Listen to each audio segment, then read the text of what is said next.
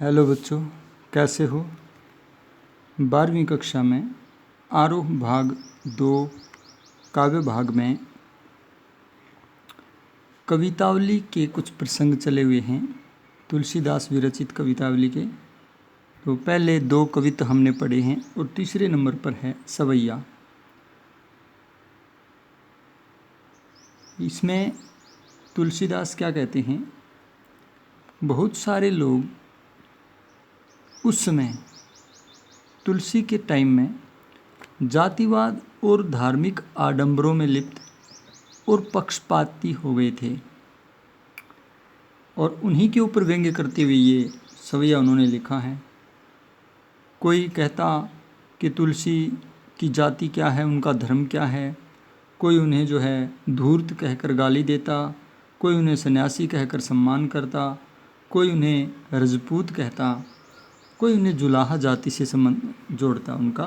तो इन सब के ऊपर उन्होंने बहुत ही सुंदर व्यंग्यात्मक तरीके से जवाब दिया है। तो ये सवैया देखिए। तुलसी जी कहते हैं, धूत कहो अवधूत कहो, रजपूत कहो, जोलाहा कहो को। मुझे कोई धूर्त कहे, धूर्त धोखेबाज को कहते हैं। कोई मुझे अवधूत यानी सन्यासी कहे, मुझे कोई रजपूत यानी क्षत्रिय कहे अथवा जुलाहा कहे, इससे मुझे कोई फ़र्क नहीं पड़ता है। यानी जाति से जो है मुझे कोई फ़र्क नहीं पड़ता है, कोई मुझे किसी भी जाति से जोड़े। वैसे भी काहू की बेटी सो बेटा ने ब्याह, काहू की जाति बिगाड़ न सो। कहता है कि मैंने किसी की बेटी से अपने बेटे का ब्याह नहीं करना है, जो कि मैं किसी की जाति बिगाड़ दूंगा।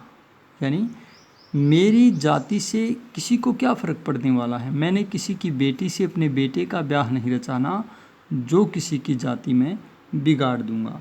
यहाँ से एक प्रश्न भी पूछा जाएगा कि तुलसी जी ने ऐसा ही क्यों कहा कि मैंने किसी की बेटी से बेटे का ब्याह नहीं करना है। ऐसा क्यों नहीं कहा कि किसी के बेटे से अपनी बेटी का ब्याह करना है। तो इसके पीछे कारण है, जो तुलसीकालीन परंपरा है या प्राचीन परंपरा है भारतीय वर्ण व्यवस्था, उसमें क्या होता था कि जिस वर्ण की कन्या है उस कन्या का विवाह उस कन्या का पिता अपने वर्ण से बड़े वर्ण में या समवर्ण में करता था।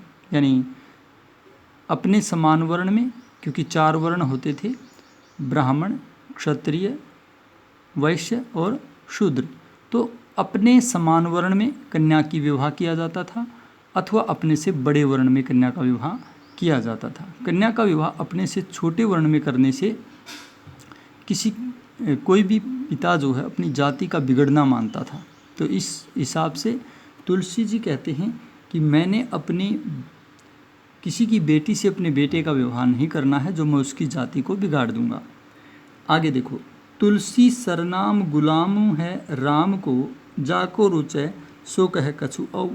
और जो तुलसी सरनाम है मेरा, वो तो राम का गुलाम है सदा से ही। क्यों? क्योंकि तुलसी भी श्री राम के भक्त हैं, और साथ में जो तुलसी पौधे के रूप में पूजा जाता है, तो तुलसी को विष्णु प्रिया कहा जाता है। श्री राम जो है उनकी प्रियतमा माना जाता है तुलसी को। विष्णु महाराज के अवतार थे श्री राम, इसलिए कहता है तुलसी तो नाम ही श्री राम का सेवक होता है। इसलिए जाको रुचय सो कह कछु, जिसको जैसा लगे वो कोई कुछ और कह ले, मुझे इस बात से कोई फ़र्क नहीं पड़ता है। आगे कहते हैं, मांगी के खइबो मसीत को सोइबो, लेबो को एकू न देबो को दो। कहता है मैं मांग के खाता हूँ, मस्जिद में सोता हूँ, किसी से लेना एक न देने दो। मुहावरेदार भाषा है, मुहावरे का प्रयोग किया गया है, लोकोक्ति है ये। लेना एक न देना दो, ये एक लोकोक्ति है। तो बहुत सुंदर प्रयोग है लोकोक्ति का। कहता है मैं मांग कर खाता हूँ और मस्जिद में सोता हूँ, न किसी से एक लेना न किसी से दो देना। इसलिए किसी को मेरी जाति या धर्म संप्रदाय से क्या लेना देना है। तो इस पैरे का जो भावार्थ है वो ये बनता है, भाव पक्ष ये बनता है कि तुलसीदास जाति आधारित पक्षपात के विरोधी थे और वो उन लोगों पर व्यंग्य करते हैं जो जाति के आधार पर किसी से नफरत करता है। और बाकी शिल्प जो है वो लगभग वही है जो पिछले 2 पैरे में आया है।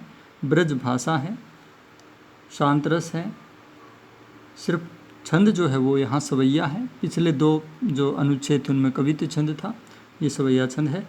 और अलंकार आप ढूंढ सकते हो, अनुप्रास अलंकार है, स्वर मैत्री अलंकार है,